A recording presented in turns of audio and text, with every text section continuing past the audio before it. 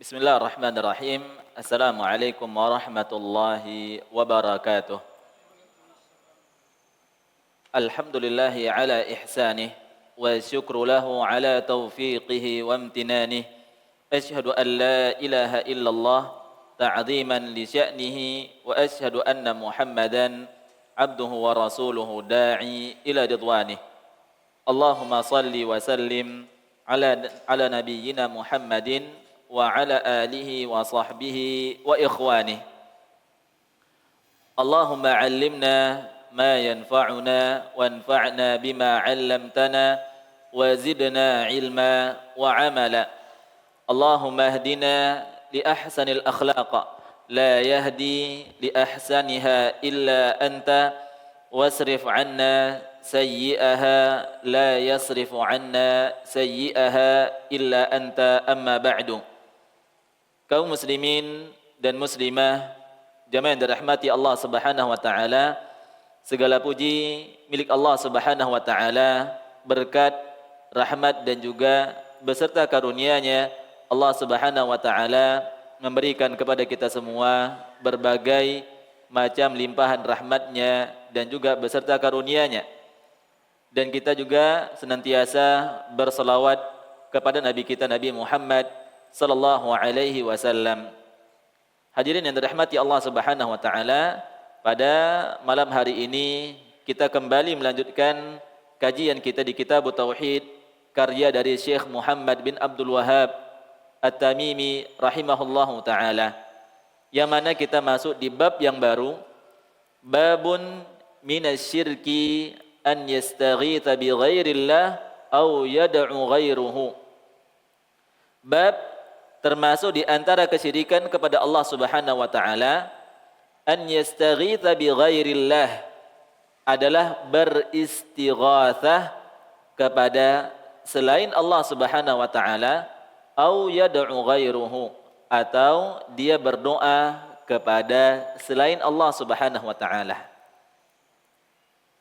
Di sini para hadirin yang dirahmati Allah Subhanahu wa taala, muallif rahimahullahu taala yaitu Syekh Muhammad bin Abdul Wahhab rahimahullahu taala, beliau menjelaskan kembali lanjutan dari bab sebelumnya. Bab sebelumnya tentang apa, Pak? Tentang isti'adzah, meminta perlindungan kepada Allah Subhanahu wa taala.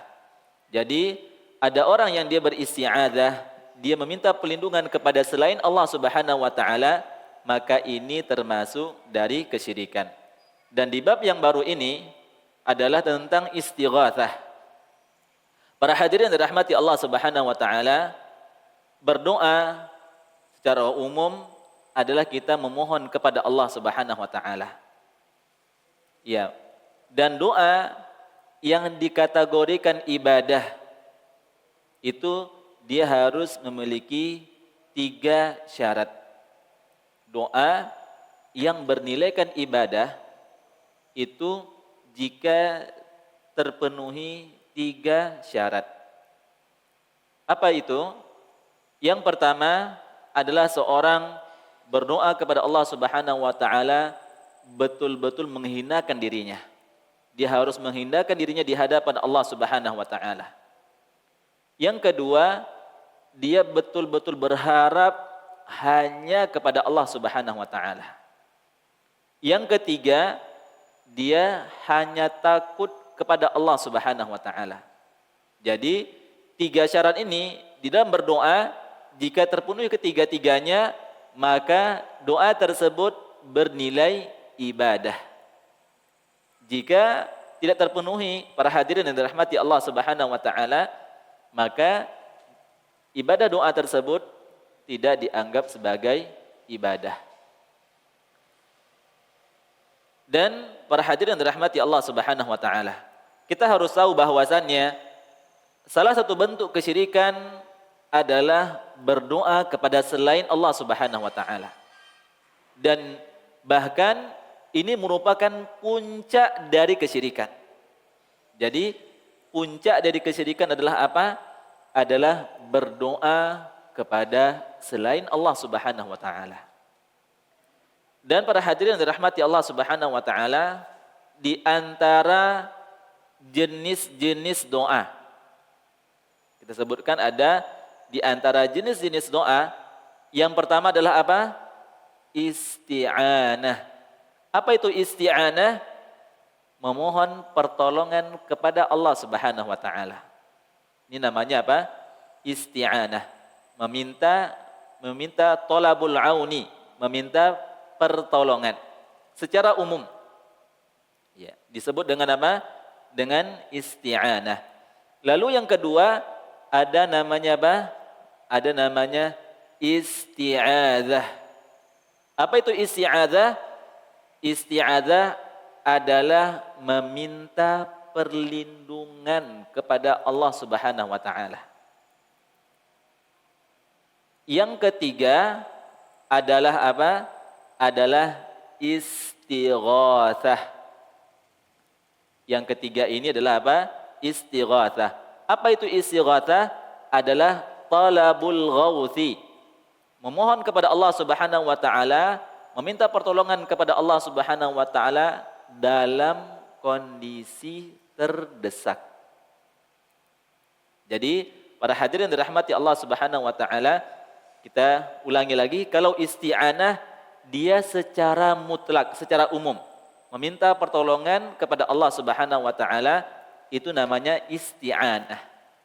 Meminta pertolongan secara umum. Adapun isti'adzah, memohon kepada Allah Subhanahu wa taala perlindungan. Ini sebelum terjadi. Adapun istighatsah, memohon pertolongan kepada Allah Subhanahu wa taala dalam kondisi yang sempit. Artinya sudah terjadi. Jadi ada 3 berarti jenis-jenis doa. Isti'anah adalah meminta pertolongan kepada Allah Subhanahu wa taala secara umum. Apa dalilnya? Adalah iyyaka na'budu wa iyyaka nasta'in. Hanya kepadamulah kami beribadah, hanya kepadamulah kami berdoa, dan hanya kepadamulah kami meminta pertolongan. Jadi isti'anah apa dalilnya? Adalah iyyaka na'budu wa iyyaka nasta'in. Ya. Adapun isti'adzah adalah meminta pertolongan kepada Allah Subhanahu wa taala agar Allah Subhanahu wa taala memberikan kita perlindungan. Ini sebelum. Ya. Apa dalilnya? Dalilnya adalah firman Allah Subhanahu wa taala, "Qul a'udzu birabbil falaq." Dan "Qul a'udzu birabbin nas." Ini adalah kita meminta pertolongan kepada Allah Subhanahu wa taala agar kita diberikan perlindungan. Kita memohon perlindungan kepada Allah Subhanahu wa taala. Adapun istighatsah, apa dalilnya? "Idz tastaghitsuna rabbakum fastajaba lakum." Ya. Tak kala tastaghitsuna rabbakum, tak kala engkau dalam kondisi yang terjepit. Ini kejadian Rasulullah sallallahu alaihi wasallam di perang Badar. Yang mana Rasulullah sallallahu alaihi wasallam beristighatsah kepada Allah Subhanahu wa taala. Karena di kondisi tersebut peperangannya sangat-sangat tidak adil. Ya. Secara logika, secara zahir, kaum muslimin ketika itu mustahil untuk menang. Kenapa? Karena jumlah kaum muslimin ketika itu berjumlah 300 orang. Bukan untuk berperang. Lawannya adalah berapa? Adalah 1000 orang yang sudah siap untuk berperang. Ya. Secara zahir, secara logika ini mustahil untuk bisa menang. Bayangkan kita melawan 3-1, 3 orangnya adalah orang-orang yang sudah siap, orang-orang yang terlatih, sementara kita tidak. Jadi di sini di perang Badar Rasulullah SAW beristighatsah kepada Allah Subhanahu wa taala. Ya, para hadirin yang dirahmati Allah Subhanahu wa taala. Sebagaimana yang sudah kita sebutkan di muqaddimah tadi, bahwasannya puncak dari kesyirikan adalah apa? Adalah berdoa kepada Allah Subhanahu wa taala. Sebagaimana doa itu merupakan ibadah yang paling agung di sisi Allah Subhanahu wa taala. Sebagaimana yang telah ditegaskan oleh Rasulullah sallallahu alaihi wasallam dalam hadis, Rasulullah sallallahu alaihi wasallam sabda, "Ad-du'a'u huwal ibadah." Doa adalah ibadah kata Rasulullah sallallahu alaihi wasallam. Kita tahu bahwasannya di dalam syariat Islam ada banyak sekali ibadah-ibadah. Di sini Rasulullah SAW mengatakan ad-du'a'u huwal ibadah. Dalam hadis yang lain disebutkan ad-du'a'u mukhul ibadah. Doa itu adalah mukhun. Apa itu mukh? Perhadirin. Ya, mukh itu apa namanya? Apa namanya Pak? Otak apa? Ubun-ubun. Nah, ya inti ya, bisa dikatakan juga otak, inti. Inti dari ibadah adalah berdoa. Makanya juga kita diperintahkan untuk sholat. Sholat itu adalah ibadah, adalah doa. Ya, definisi dari sholat adalah apa? As-shalah lughatan ad-du'a. Sholat secara bahasa adalah berdoa. Ya, kalau kita lihat, kalau kita perhatikan, dari awal kita bertakbir sampai kita salam, semuanya isinya adalah tentang berdoa. Dan para hadirin yang dirahmati Allah Subhanahu wa taala. Allah Subhanahu wa taala memerintahkan kita untuk berdoa hanya kepada Allah Subhanahu wa taala. Allah Subhanahu wa taala berfirman, "Wa qala rabbukum ud'uni astajib lakum. Innal ladzina yastakbiruna an ibadati sayadkhuluna jahannama dakhirin." Allah Subhanahu wa taala berfirman yang memerintahkan apa? Wa qala rabbukum, telah berfirman Rabb kalian. Ud'uni. Apa kata Allah Subhanahu wa taala? Berdoalah kalian kepadaku. Astajib lakum, maka pasti akan aku perkenankan doa kalian. Allah Subhanahu wa taala memerintahkan hamba-hambanya untuk berdoa. Dan para hadirin yang dirahmati Allah Subhanahu wa taala, bahwasanya doa itu merupakan inti dari ibadah, dan doa merupakan ibadah yang paling agung di sisi Allah Subhanahu wa taala. Dan Allah Subhanahu wa taala merintahkan kita untuk selalu berdoa. Semakin banyak kita berdoa, semakin sering kita berdoa, semakin sering kita meminta kepada Allah Subhanahu wa taala, maka kedudukan kita akan semakin tinggi di sisi Allah Subhanahu wa taala. Dan bahkan selain kita berdoa kepada Allah Subhanahu wa taala, Allah Subhanahu wa taala akan mengabulkan, dan Allah Subhanahu wa taala menyebutkan, "Innal ladzina yastakbiruna an ibadati." Sesungguhnya orang-orang yang istikbar, kata Allah Subhanahu wa taala. Apa itu istikbar? Yang sombong. Innal ladzina yastakbiruna an ibadati. Itu orang-orang yang sombong dari beribadah kepadaku adalah apa? Adalah orang yang tidak mau berdoa. Atau dia enggan berdoa. Dia malas untuk berdoa. Para hadirin dirahmati Allah Subhanahu wa taala, dari firman Allah Subhanahu wa taala ini adalah apa? Hendaknya kita selalu berdoa kepada Allah Subhanahu wa taala. Hendaknya kita selalu setiap hari itu kita perbanyak doa kita kepada Allah Subhanahu wa taala. Karena doa adalah bukti seorang hamba butuh kepada Rabb-Nya. Makanya Allah Subhanahu wa taala katakan, "Innal ladzina yastakbiruna an ibadati." Sungguhnya di antara hamba-hambanya yang dia istikbar, dia sombong, dia enggan berdoa. Ya, betapa banyak kita terkadang berdoa kepada Allah Subhanahu wa taala dalam kondisi yang terdesak. Ketika kita menemukan kesulitan, kita baru memohon kepada Allah Subhanahu wa taala. Ya Allah, saya hidupnya sulit ya Allah. Ya Allah, saya sulit mendapatkan rezeki ya Allah. Baru kita banyak berdoa. Ketika kita mendapatkan kenikmatan, ketika kita dalam kondisi yang lapang, kita lebih banyak lupa untuk berdoa kepada Allah Subhanahu wa taala.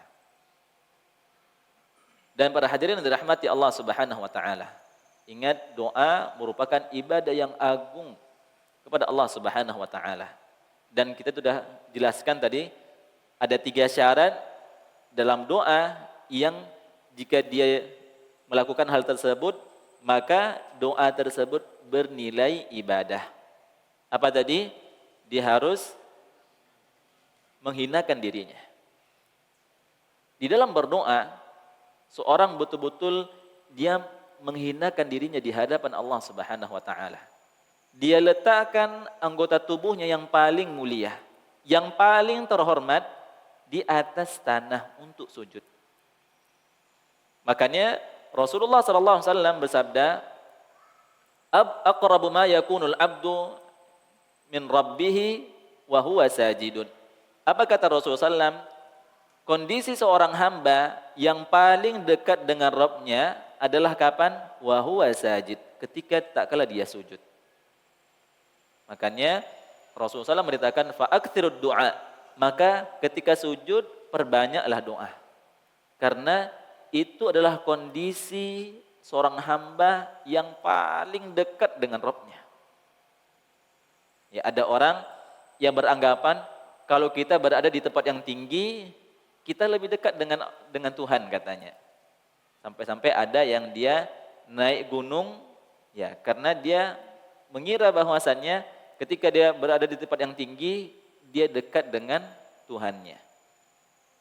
Padahal kalau kita ingin dekat dengan Rabb kita, kalau kita ingin dekat dengan Allah Subhanahu wa taala, caranya adalah apa? Dengan perbanyak untuk sujud. Di waktu sujud, perbanyaklah untuk berdoa kepada Allah Subhanahu wa taala. Karena itulah kondisi seorang hamba dekat dengan Rabb-nya.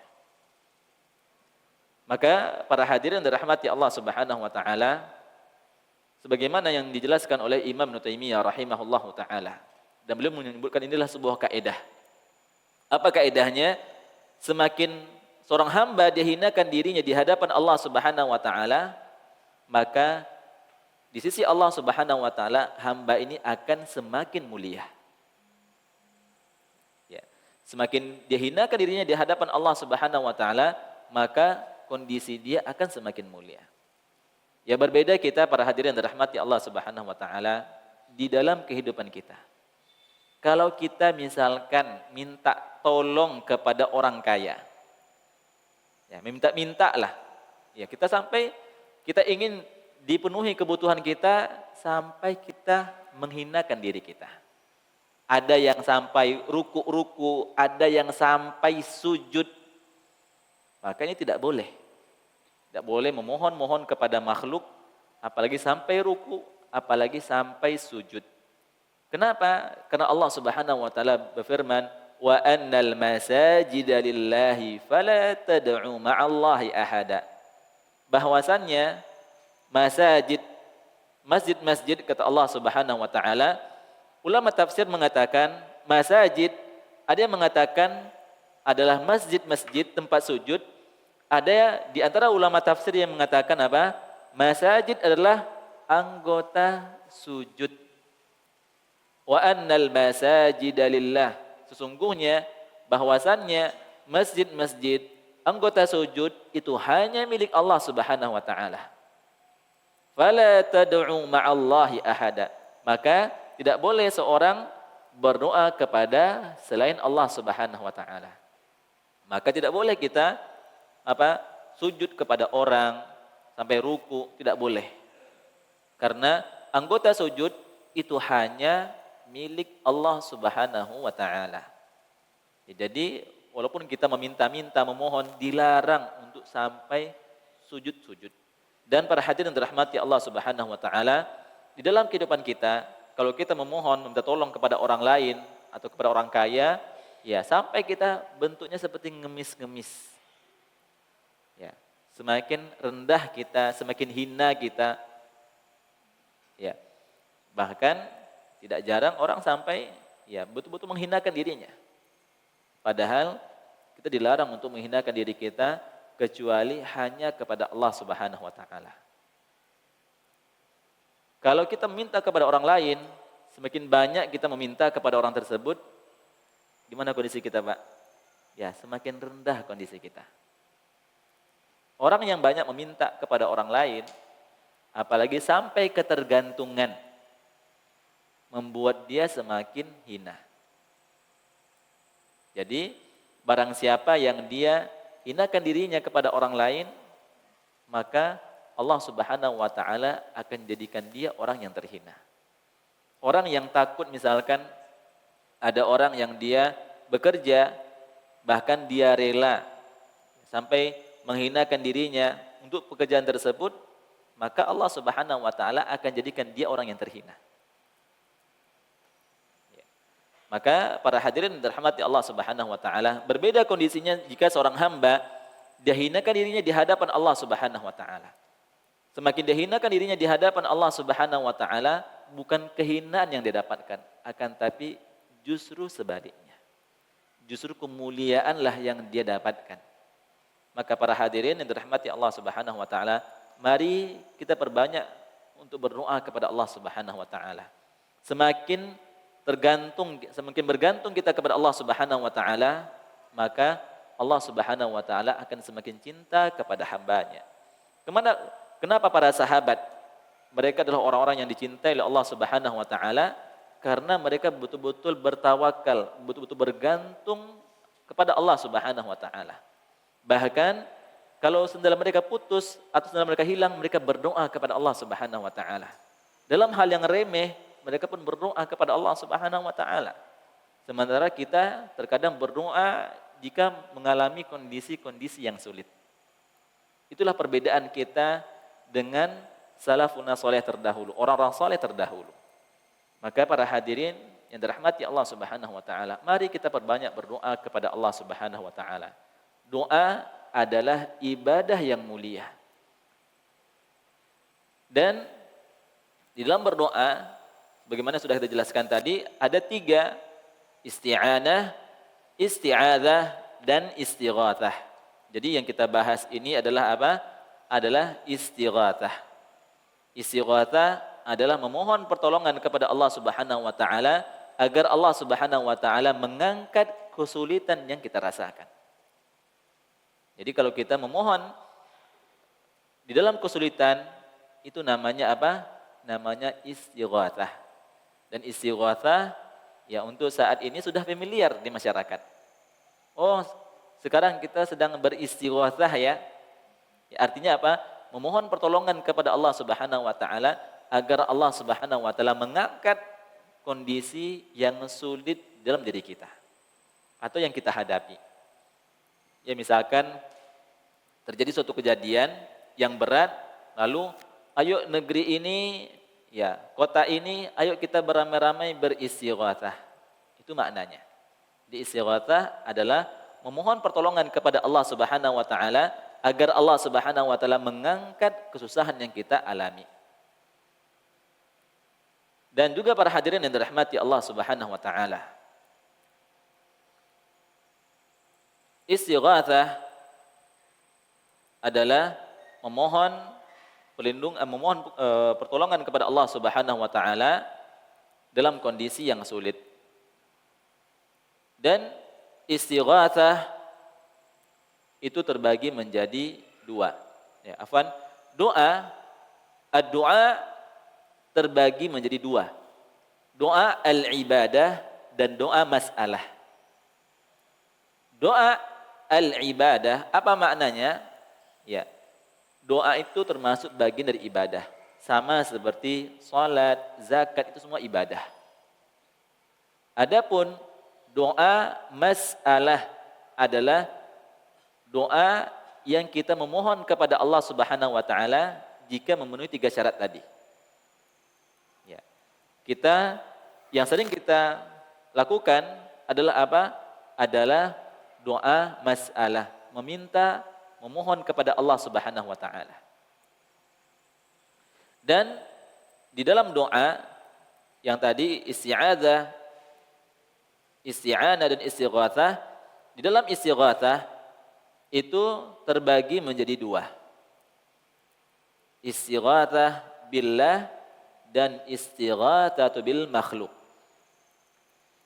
Dan para hadirin dirahmati Allah Subhanahu wa taala, Istighatsah kepada Allah Subhanahu wa taala itu jelas itu merupakan ibadah. Adapun istighatsah kepada makhluk bagaimana hukumnya? Boleh enggak kita beristighatsah kepada makhluk? Gimana para hadirin? Boleh tidak beristighatsah kepada makhluk? Ya, istighatsah kepada makhluk ada syaratnya. Ya, syaratnya ada 4. Ya, istighatsah kepada makhluk syaratnya ada 4. Dan ini harus dilengkapi. Jika tidak lengkap keempat syarat ini, maka tidak boleh kita beristighatsah kepada makhluk. Apa syarat yang pertama? Istighatsah kepada makhluk diperbolehkan. Syarat yang pertama, dia masih hidup. Ya. Jadi dia masih hidup. Yang kedua adalah apa? Dia hadir di hadapan kita atau dia bisa mendengarkan ucapan kita. Jadi yang kedua apa? Yang kedua syaratnya dia hadir di hadapan kita atau dia bisa mendengarkan ucapan kita. Syarat yang ketiga, dia mampu dari segi apa? Dari segi sebagai makhluk. Dia mampu membantu, dia mampu melakukannya sebagai makhluk. Yang keempat syaratnya adalah apa? Tetap bertawakal hanya kepada Allah Subhanahu wa taala. Tidak boleh kita bertawakal kepada sebab. Tidak boleh kita bertawakal kepada makhluk. Tawakal kita, bergantung kita tetap hanya kepada Allah Subhanahu wa taala. Ya, ini apa? Ini syarat istighatsah kepada makhluk. Apa contohnya para hadirin? Gimana contohnya itu, Pak? Syaratnya dia harus hidup. Dia hadir di hadapan kita atau bisa mendengarkan. Yang ketiga, dia mampu secara makhluk. Yang keempat, dia tetap bertawakal hanya kepada Allah. Apa contohnya para hadirin? Misalnya ada perampokan, terus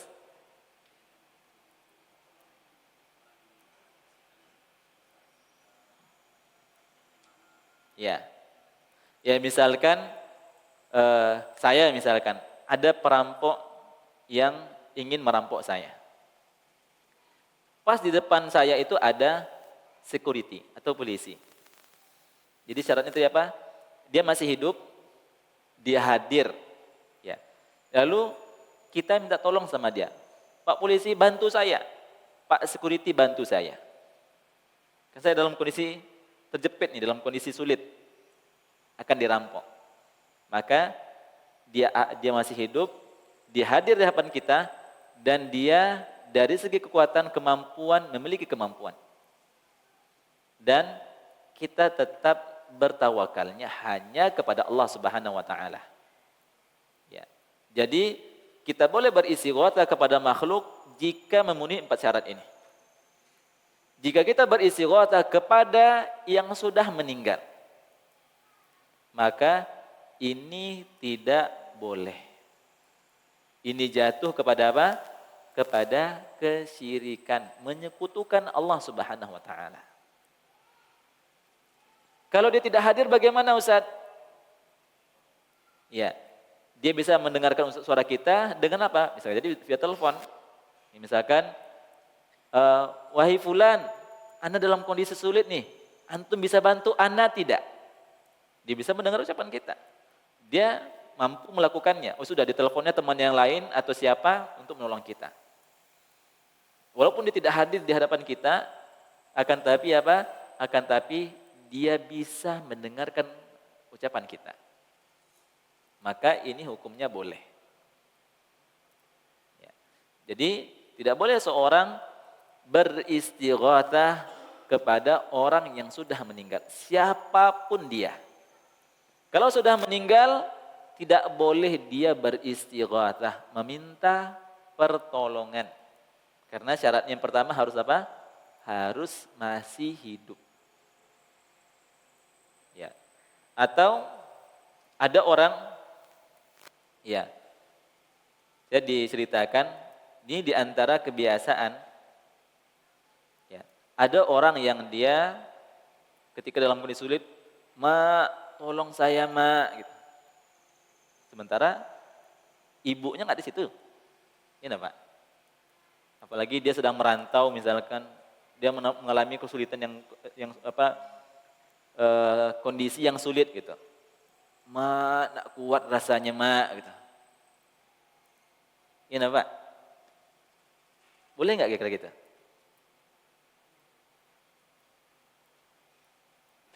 Gimana Pak? "Aduh Mak, sakit bana Mak." Ini bukan via telepon nih. Boleh nggak kira-kira gitu?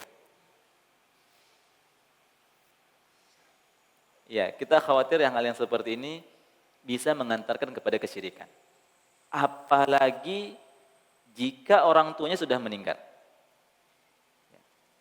"Bu, tolong Bu," bilangnya. Dalam kondisi sulit, Bu, ibunya meninggal. Ya. Maka ini ya tidak boleh. Dan lebih baik untuk ditinggalkan. Kenapa? Karena bisa mengantarkan kepada kesyirikan. Apa contoh yang lain lagi, Pak? Yang mirip-mirip seperti ini. Apa kira-kira, Pak? Dalam kondisi sulit, dia nyebut nama orang dan dia tidak hadir di situ. Ya, yang saya diceritakan tadi itu, yang biasanya tadi ibu biasanya. "Bu, tolong saya, Bu." Biasanya dalam kondisi-kondisi yang sulit misalnya tuh. Beda dia kalau memang nelpon, video call, mungkin nggak ada masalah. Ya walaupun dia tidak hadir di situ, tapi dia bisa mendengar. Ya sebagaimana, ya ada kisah seperti itu. Iya kan? Ada. Baru-baru ini juga ada kalau tidak salah. Ya, ada orang yang terjebak yang di gunung kalau tidak salah. Itu yang dia apakan? Dia dalam kondisi sendirian, itu yang disebut-sebutnya terus. Ya. Maka para hadirin dirahmati Allah Subhanahu wa taala, kalau kita memohon, ya mohonlah, berdoalah kepada Allah Subhanahu wa taala. Walaupun dia memanggil nama orang tuanya, ya walaupun dia masih hidup, kalau dia tidak bisa mendengarkan ucapan kita, maka ini bisa jatuh kepada kesyirikan kepada Allah Subhanahu wa taala. Jadi istighatsah kepada makhluk boleh jika memenuhi 4 syarat ini. Kalau tidak ada 4 syarat ini, maka tidak boleh kita bergantung kepada makhluk. Ya. Kalau dia misalkan dia sebagai makhluk, dia tidak mampu. Misalkan contohnya kita berobat kepada dokter. Terkadang ada dokter itu yang dia mampu memiliki ilmu, dia bisa menyembuhkan tentu dengan pertolongan dari Allah Subhanahu wa taala. Ada juga dokter yang qadarullah tidak sembuh. Apakah ini juga dikatakan sebagai istighatsah kepada makhluk yang di luar kemampuan dia? Kata para ulama ini tidak termasuk. Ya pada asalnya dokter itu dia ada memiliki kemampuan atau tidak. Ya.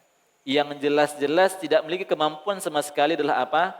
Seperti misalkan seorang dia beristighatsah meminta diturunkan hujan. Ya, atau meminta dilapangkan rezeki. Kepada makhluk tidak boleh. "Ya wali fulan, bantu untuk mudahkan rezeki saya, lapangkan rezeki saya." Maka ini tidak boleh. Karena memberi rezeki itu bukan kemampuannya makhluk. Itu adalah kemampuan Allah Subhanahu wa taala. Ya, apalagi turunkan hujan. Maka tidak boleh seorang meminta pertolongan untuk diberikan hujan, untuk diminta diturunkan hujan atau menahan hujan kepada makhluk. Ya sebagaimana ya kita pernah mendengar ada orang yang katanya bisa mengatur hujan. Ya istilahnya apa? Ya langit itu seperti ada remote-nya, ya. Kalau dia bilang hujan, hujan gitu. Ini tidak ada. Karena itu semua atas kehendak Allah Subhanahu wa taala. Kita sebagai makhluk, sebagai manusia tidak memiliki kemampuan untuk itu. Maka para hadirin yang dirahmati Allah Subhanahu wa taala, kita ulangi bahwasannya puncak dari kesyirikan adalah berdoa kepada selain Allah Subhanahu wa taala. Dan ini banyak terjadi di masyarakat.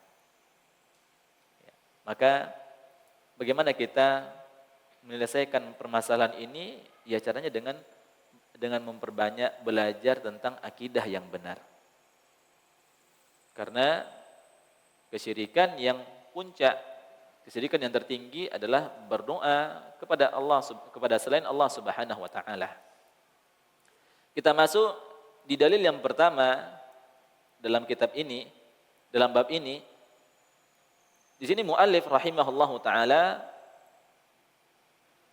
menyebutkan dalil yang pertama dari istighatsah kepada selain Allah Subhanahu wa taala termasuk kesyirikan adalah wala tad'u min dunillah ma la yanfa'uka wa la yadurruka fa in fa'alta fa innaka idzan minadh dhalimin. Di sini Allah Subhanahu wa taala berfirman, "Wala tad'u min dunillah." Janganlah kalian memohon berdoa kepada selain Allah Subhanahu wa taala. Ma la yanfa'uka wa la yadurruka. Yang tidak dapat memberikan manfaat, yang tidak dapat memberikan kemudaratan.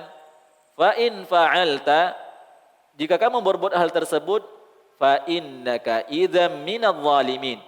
Allah Subhanahu wa taala katakan, jika engkau melakukan itu semua, jika tetap juga berdoa kepada selain Allah Subhanahu wa taala yang mana mereka tidak bisa memberikan manfaat dan tidak bisa mendatangkan kemudaratan, apa kata Allah?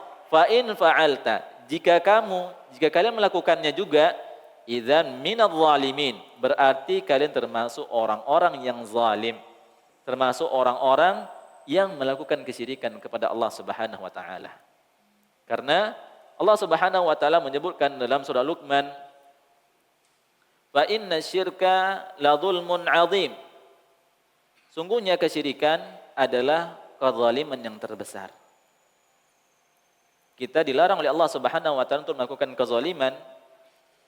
Ya, inni haramtu dzulma 'ala nafsi. Dalam sebuah hadis qudsi Allah Subhanahu wa taala berfirman, inni haramtu dzulma 'ala nafsi. Sungguhnya aku mengharamkan kezaliman atas diriku. Fala tadzalamu. Allah Subhanahu wa taala mengatakan, maka janganlah kalian saling melakukan kezaliman. Tidak boleh kita melakukan kezaliman. Sama makhluk saja kita dilarang untuk melakukan kezaliman. Apa itu zalim?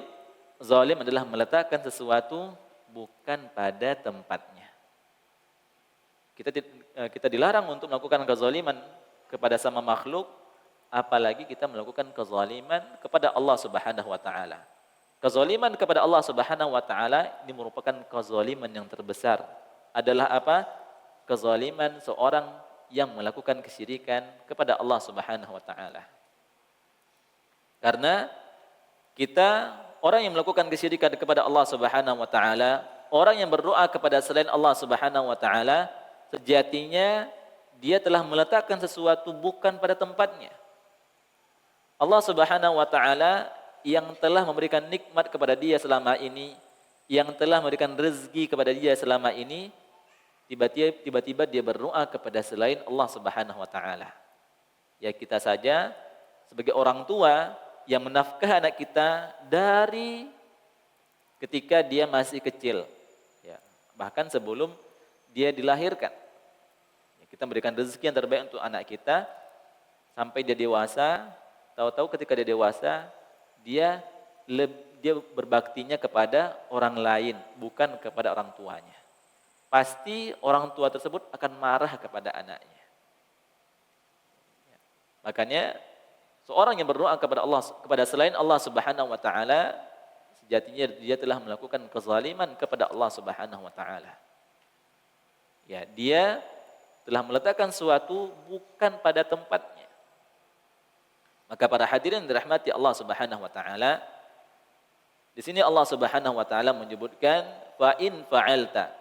Jika kamu melakukannya, berdoa kepada selain Allah Subhanahu wa taala, maka kamu termasuk orang-orang yang zalim. Ya, mungkin kita azan terlebih dahulu. Silakan. 6.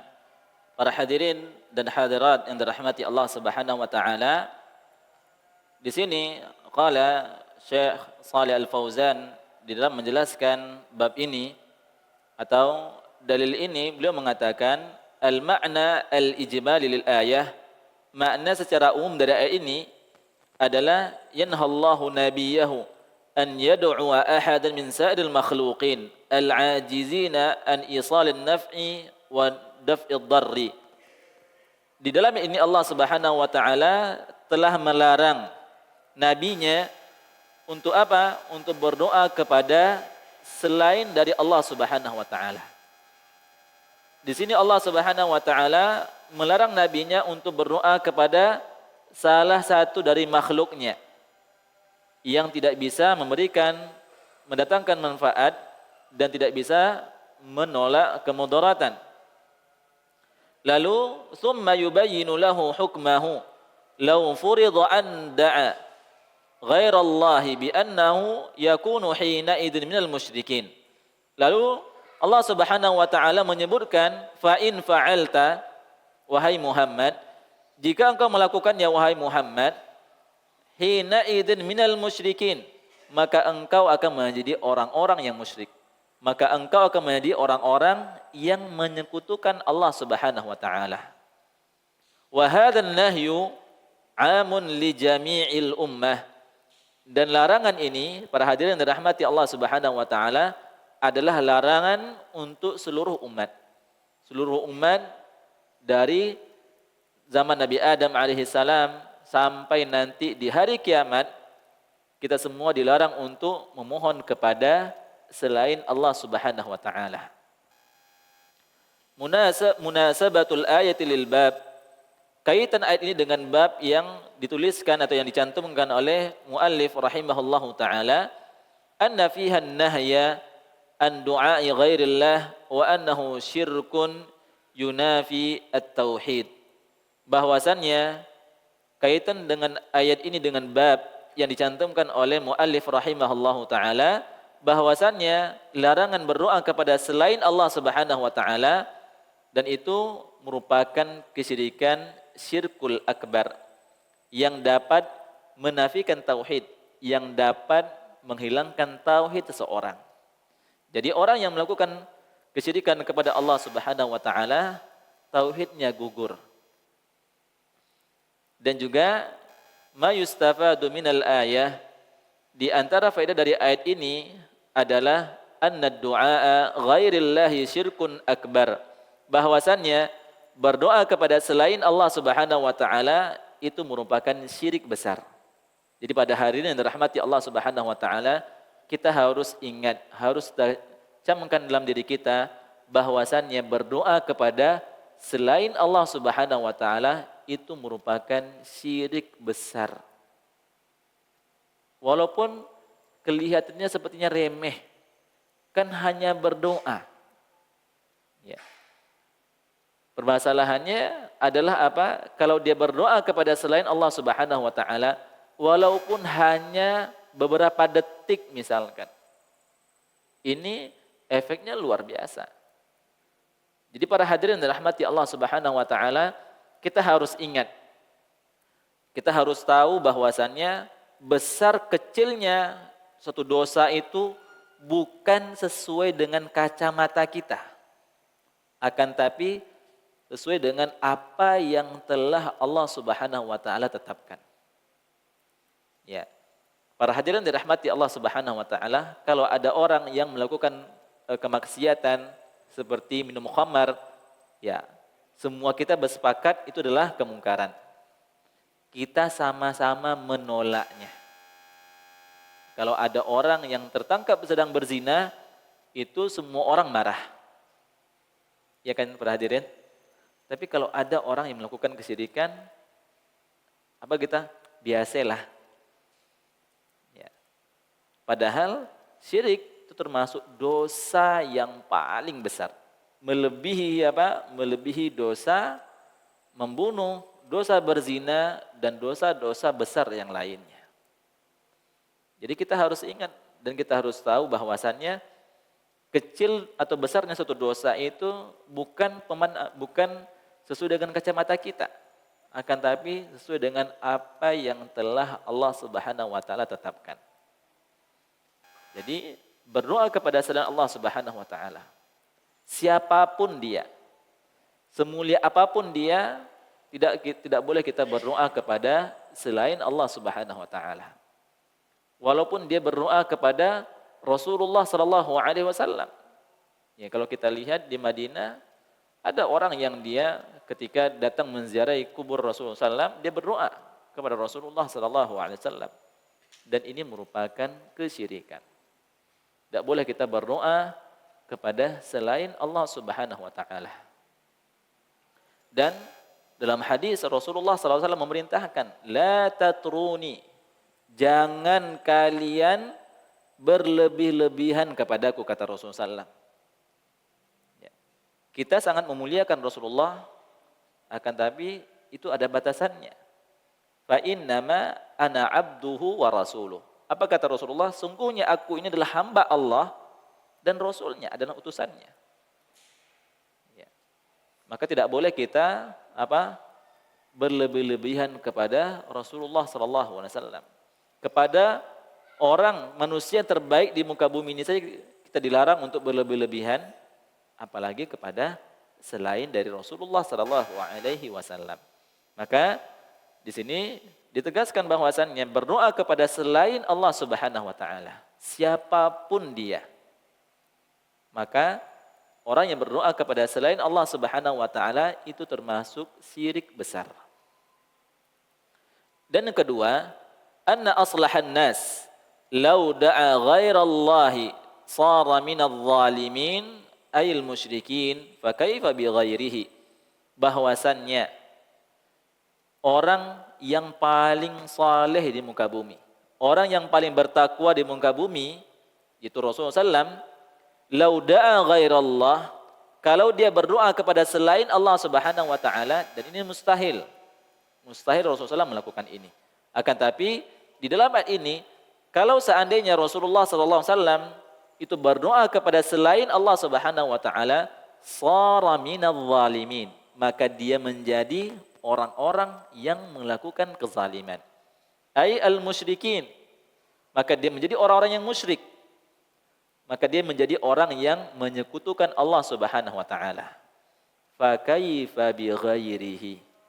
Maka bagaimana lagi dengan yang lainnya?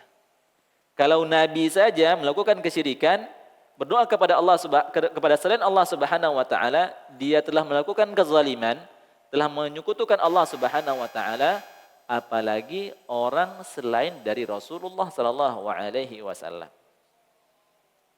Walaupun ada orang yang kita lihat dia adalah orang yang saleh sekalipun, kalau dia menyekutukan Allah Subhanahu wa taala, maka dia termasuk dari orang-orang yang musyrikin, yang menyekutukan Allah Subhanahu wa taala. Jadi sekali lagi para hadirin dan hadirat yang dirahmati Allah Subhanahu wa taala, perkara kesyirikan ini bukan perkara main-main. Perkara kesyirikan merupakan perkara yang besar.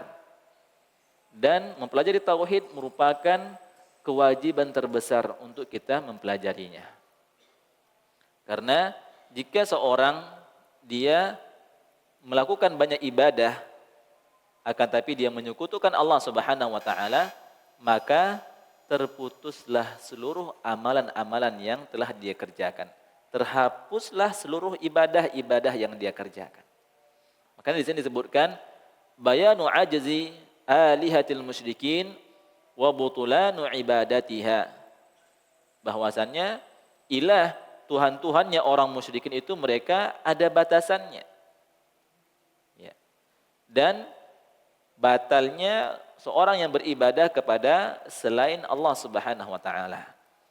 Dan orang yang melakukan kesyirikan kepada Allah Subhanahu wa taala, dia meninggal dan belum sempat bertaubat kepada Allah Subhanahu wa taala, maka dia akan berada di neraka selama-lamanya. Jadi perkara kesyirikan ini merupakan perkara yang mengerikan, perkara yang dahsyat. Maka kita harus selalu mempelajari tauhid dan kita harus selalu berdoa kepada Allah Subhanahu wa taala agar Allah Subhanahu wa taala memberikan kepada kita semua keistiqomahan untuk bertauhid sampai akhir hayat kita. Ya walaupun kita para hadirin selalu mempelajari akidah yang benar. Kita misalkan hadir di kajian hari Kamis, hadir di kajian Minggu malam yang berkaitan dengan tauhid atau kajian-kajian dengan yang lainnya, selalu kita hadir. Itu tidak menjadi jaminan kalau kita bisa bebas dari kesyirikan. Oh saya ini Ustaz selalu hadir di kajian akidah Ustaz, tentang tauhid Ustaz. Apakah kita merasa aman? Ini tidak boleh kita merasa aman. Sekelas Nabi Ibrahim alaihissalam, Abul Anbiya, bapaknya para nabi. Apa doanya? Wa junubni wa baniya an na'budal asnam. Ya Allah, jauhkanlah diriku. Ya, bayangkan Nabi Ibrahim yang kuat tauhidnya, yang diberikan mukjizat oleh Allah Subhanahu wa taala dan berdakwah tauhid sendirian di negerinya, tetap berdoa kepada Allah Subhanahu wa taala agar Allah Subhanahu wa taala menjauhkan dirinya untuk melakukan kesyirikan. Wa junubni wa baniya, ya Allah jauhkanlah diriku dan keturunanku an na'budal asnam, dari menyembah berhala. Maka para hadirin yang dirahmati Allah Subhanahu wa taala, jadi dengan kita mempelajari akidah yang benar, mempelajari tauhid yang benar, maka membuat kita semakin lebih berhati-hati lagi. Semakin kita takut dan khawatir jangan sampai kita terjerumus kepada kesyirikan kepada Allah Subhanahu wa taala. Dan mari kita memperbanyak berdoa. Mari kita memperbanyak berdoa kepada Allah Subhanahu wa taala agar Allah Subhanahu wa taala memberikan kepada kita semua keistiqomahan di dalam bertauhid kepada Allah Subhanahu wa taala hingga akhir hayat kita. Dan mari kita praktekkan juga doa yang diajarkan oleh Rasulullah SAW adalah apa? Allahumma inni a'udzubika an usyrika bika wa ana a'lam wa astaghfiruka bima la a'lam. Ini doa agar kita dijauhkan dari jatuh kepada kesyirikan kepada Allah Subhanahu wa taala. Terkadang bisa jadi kita jatuh kepada kesyirikan sementara kita tidak sadar. Makanya kita berdoa kepada Allah Subhanahu wa taala, Allahumma inni a'udzubika an usyrika bika wa ana a'lam. Ya Allah, aku berlindung kepadamu untuk agar terlindungi dari kesyirikan sementara aku sadar, sementara aku tahu ya Allah, waghfirli, dan ya Allah ampunilah dosa-dosaku jika seandainya aku jatuh dalam kesyirikan sementara wa ana la a'lamu, sementara aku tidak mengetahuinya. Jadi para hadirin yang dirahmati Allah Subhanahu wa taala, pelajaran kita pada malam hari ini adalah mari kita berbanyak berdoa kepada Allah Subhanahu wa taala.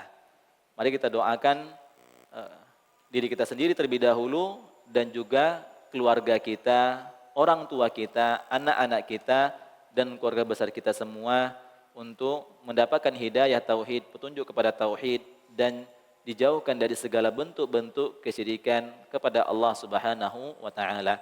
Mungkin ini bisa kita pelajari bersama. Wassallallahu ala nabiyyina Muhammadin wa ala alihi wa sahbihi ajma'in. Assalamualaikum warahmatullahi wabarakatuh.